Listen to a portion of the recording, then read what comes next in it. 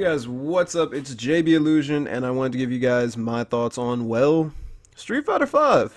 First and foremost, Capcom. I almost called you something else. You fucked up.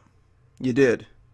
This release was not as good as I think everybody was expecting, and yeah, that's pretty much it. But then again, you also didn't fuck up.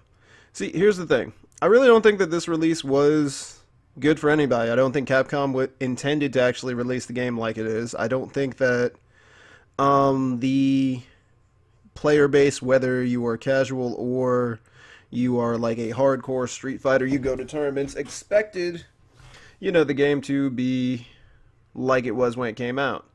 Now, I want to talk about some of the things that Capcom did right about this entire release. One, the whole beta thing.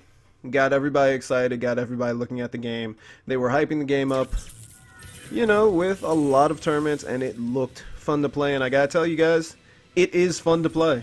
It is awesome. It is an amazing fighting game. You see, for someone like me who hated the FADC system, I'm happy. It feels like I'm back playing Super Turbo with my cousins, and they're like kicking my ass with Dawson because I'm stupid and I decide to jump in at every single chance I get. You know what I mean? On the other hand, for people who really love technical gameplay, who love the FADC system, there's actually a lot of stuff that is slowly being found and brought to the forefront. It was not too long ago that Ken was, the crappy character. Everyone thought that Ken was terrible because he's changed a lot, which says a lot about the characters. I'll get back into that later on. But yeah, Ken is now like a freaking rushdown character. Ken is Yun in this game, and Julio, a Yun player from Street Fighter 4 who is known for basically getting one hit and then running away with the match, went ham at, I believe, Winter Brawl. Yes, Winter Brawl. He did amazing until L.I. Joe stepped up his game, and oh my god, it was kind of a slaughter at that point. I'm sorry, Julio, you did good, man. I appreciate you for what you did to show Ken was still amazing and is actually a really good character in this game. Now, let's also talk about another thing that's really good that they did. So, how many times have you seen DLC content, ladies and gentlemen? Day one. Please pre-order this game because Goro is going to come out, and you want to have Goro when he comes out so you can enjoy Goro because Goro is, of course, OP. Or you might not have said bonus character, so you have no idea how they play, so you're kind of screwed. Well, here's how it works out. Capcom is trying to have Street Fighter V be a service to the player base. I really like this idea. Sans, Killer Instinct. And through fight money that we earn in-game, we'll be able to buy our characters. Yeah, that's pretty awesome. But what about the grind? Well, here's the thing, guys. As of right now, I've played like 4 story modes. I've done a couple survivals. I've beaten the normal survival mode. It's up to 30 with a couple characters. Say what you will about survival mode, but it's actually a really good like combo learning tool just to get your like muscle memory really up there. And I basically have enough fight money to buy Alex when he comes out, and then whatever other DLC character I want. DLC characters, I believe, from what people told me and what I keep reading, it's 100,000 fight money, which isn't too bad. If you finish story mode, you should be able to buy at least one, if not 2 characters, and if you do survival mode with a couple characters, you'll get even more fight money. Here's the cool thing. Actually, no, I'm not even going to talk about that right now. Let's go on to, I think, some people's gripes about the game. First of all, there's no arcade mode! How can you have a Street Fighter without an arcade mode? Well, here's the thing. Street Fighter V has no arcade cabinets as of right now in any country. Now you might be saying, what do you mean? No, of course this came out in the Japanese arcades. It's Capcom. They pretty much began cornering that market for fighting games. Well, here's the thing. Ono came out with a statement a while ago where he basically said that they were not focusing on arcade cabinets for Street Fighter V because they're in a different place in their market. They're focusing more on other games, whereas Bandai Namco, the guys behind Tekken 7, are rolling out arcade cabinets like no tomorrow. Well, you know, sure, that could be the reason, or because of the deal that Sony has with Capcom, they were forced to not make arcade cabinets for the game and release the game as soon as possible on PC and PlayStation 4. Yeah, I actually kind of really like this idea because a long time ago, Street Fighter 4 was actually out in arcade cabinets in certain countries and not really out available for play for other people, you know, which kind of sucked. And people said, you know, other people had to catch up to other competition when it involves Street Fighter in a competitive sense. So yeah, there's no complaining. I mean, you can see it right now. F-Champ, Arturo, Tampa Bison, Phenom, and a lot of players who are not Japanese are doing ridiculously well on ranked ladder and are doing super awesome. Although, I don't know how well you can actually take ranked as of right now. There is a rage quitting problem. This guy has 34 wins but cannot combo with Ken. Oh, check that out, I'm about to win! And he disconnects. At this point in time, I honestly just expect it, which sucks. That is definitely something Capcom needs to work on, and they said that they will be working on it. So, the whole arcade thing, maybe they decided not to have an arcade, you know, mode because the game wasn't actually going to be in arcades. But, thanks to, basically public outcry, Ono said that they were looking into it, quote unquote. Yeah, I'm looking forward to them putting out something. Now, there's another issue that a lot of people have. There are only 16 characters! See, here's the thing about the 16 characters. Ken and Ryu, forever, have basically played the same. I mean, Ken has always been a little bit crazier, and Ryu has been more traditional in, like, Shoto-ness because, well, he is the original Shoto character. And if you don't get what I say by Shoto, I mean he does a weird spinny kick, he throws fireballs, and he throws out crazy, insane uppercuts. That's pretty much Shoto. That's what kind of defines them. And in Street Fighter 4, there were like, what? There was Ken, Ryu, Sakura, Oni, Akuma. I don't know if you would count Sagata as a Shoto. Nah. Dan. And Goken. What's that, 6? I feel like I'm forgetting one Shoto. I probably am. Oh, Evil Ryu. Evil Ryu. All of those characters had those abilities. Added or made a little bit stronger, maybe a little bit weaker, you know? And they all kind of played kind of similarly. Ryu, Ken, and Sakura have a low forward game, which is very, very well pronounced.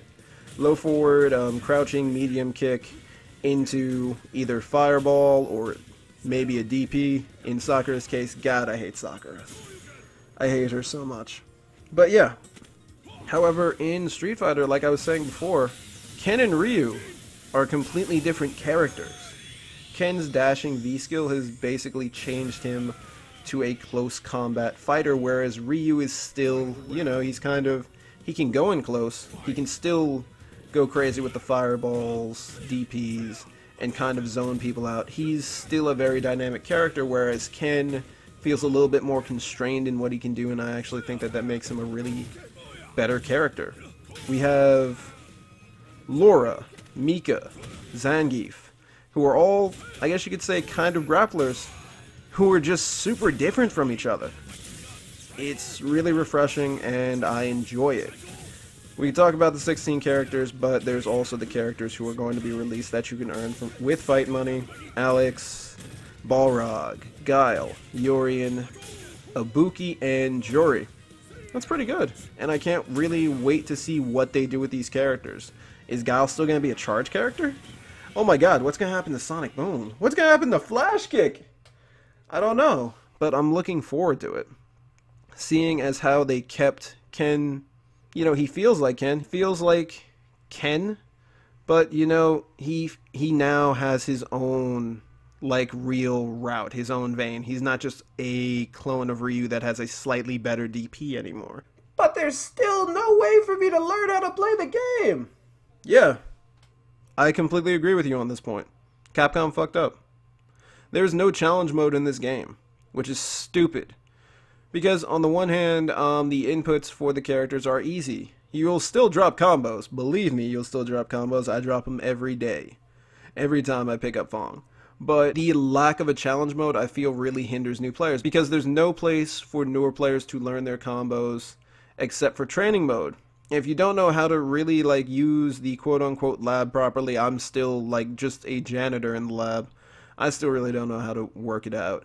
You're not really going to learn awesome combos that could, you know, basically win a match for you.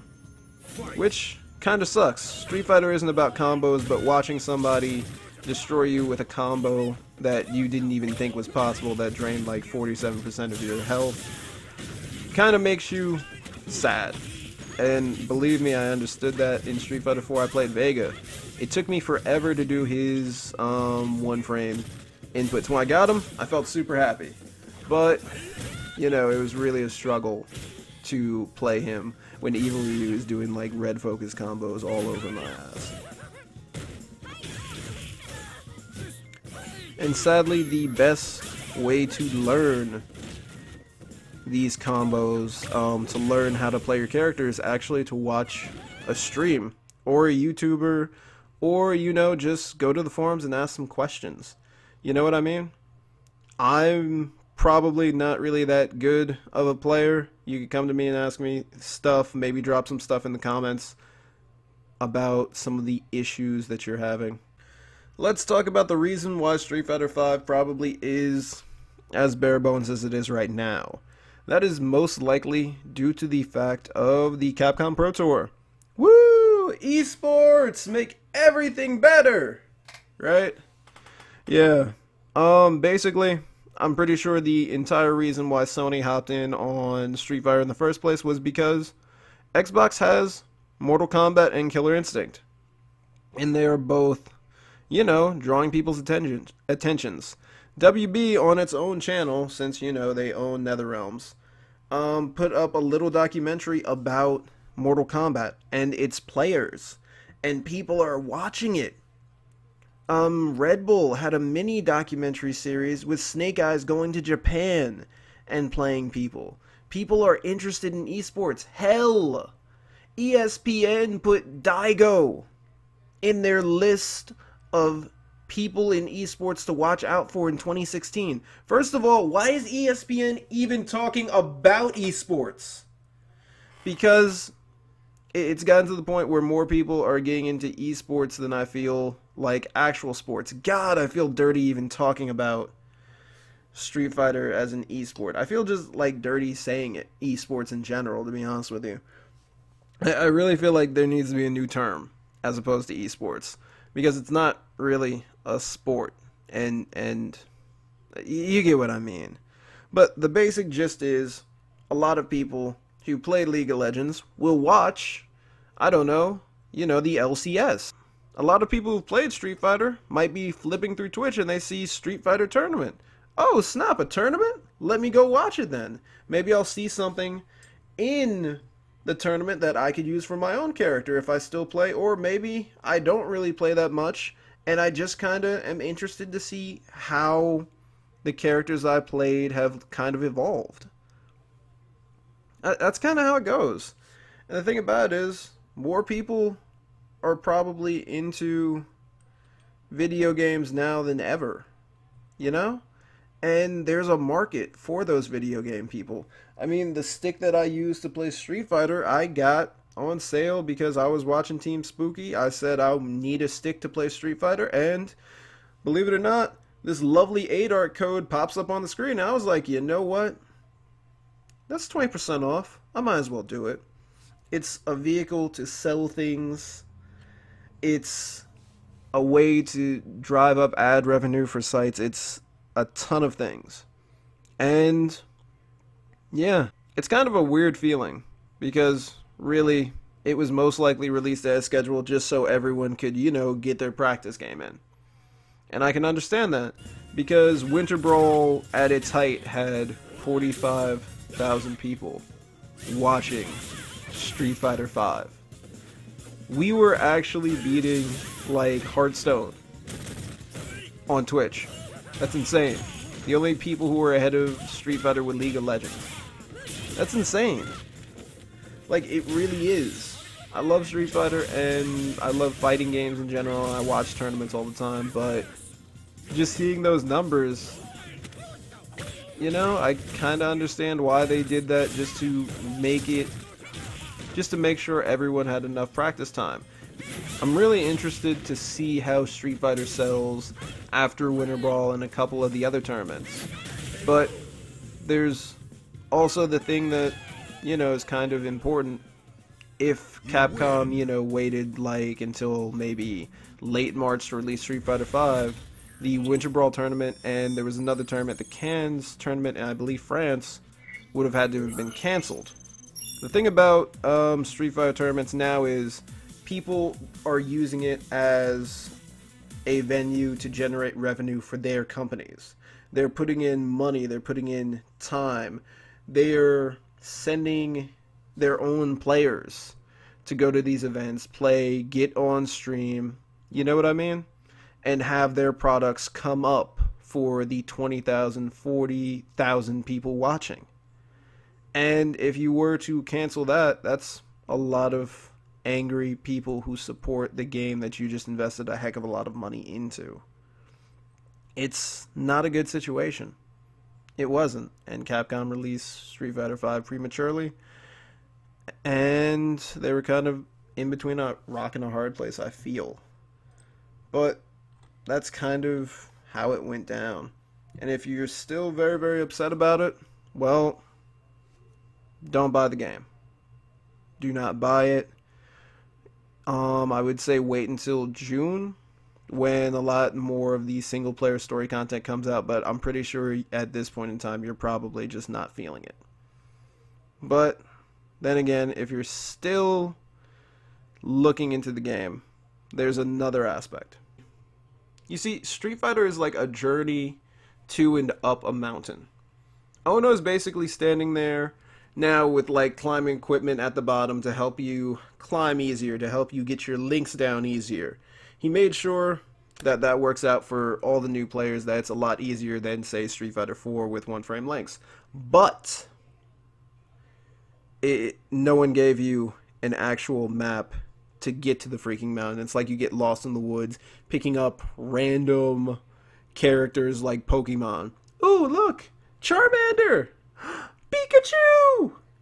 Weezing! I don't know. I hate to say this, but the pig-looking Pokemon. You know what I mean? It's kind of like you kind of get lost, which for a lot of people is enough to frustrate them and kind of get them to leave the game. But if you persevere, eventually you'll have a bunch of characters that you either like, or just one character that you've decided is your main and you love that person, and then you begin your journey.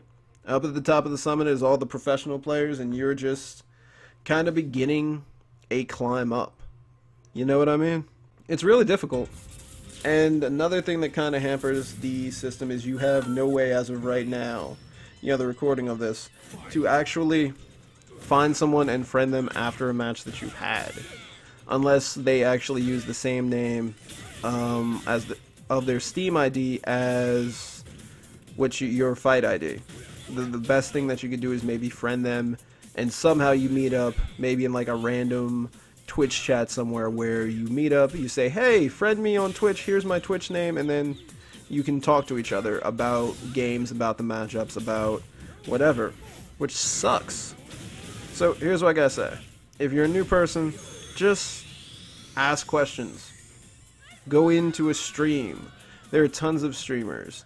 There's Level Up Live, Team Spooky, NYC Furby, Knuckle Deuce, Snake Eyes, Incog, Bear Man.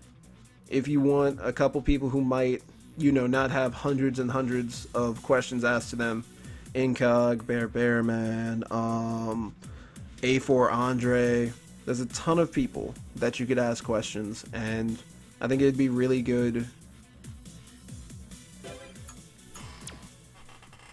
Just don't hesitate to ask questions. One of the saddest moments for me playing Street Fighter V so far was someone who was a rookie came to my lobby, and we played a couple matches and they lost, and then they said sorry to me and exited the lobby. I felt terrible. I wanted a way to reach out to them and say, hey, let's play another game, and as we're playing, maybe I could talk you through or type to you maybe what you should be focusing on when I do this, come at me with this, because Street Fighter V is a really fun game, and I really don't want, a bunch of people who are coming in to feel like they don't belong, So if you have a question, or something to ask me in the comments regarding Street Fighter V or how to play a character or whatever, I'll do my best to answer it. Just thank you for watching this. Street Fighter V isn't a bad game. Eventually, they're going to be releasing a full story mode in June, so you should have enough fight money to buy the majority of the characters in the first season of Street Fighter V, just from playing the game. Hopefully, it works out that way. I can only keep my fingers crossed. And thanks for watching, people. Have a nice day, and peace out. Seriously, if you got a question, just hit me up in the comments. I'll try to help you.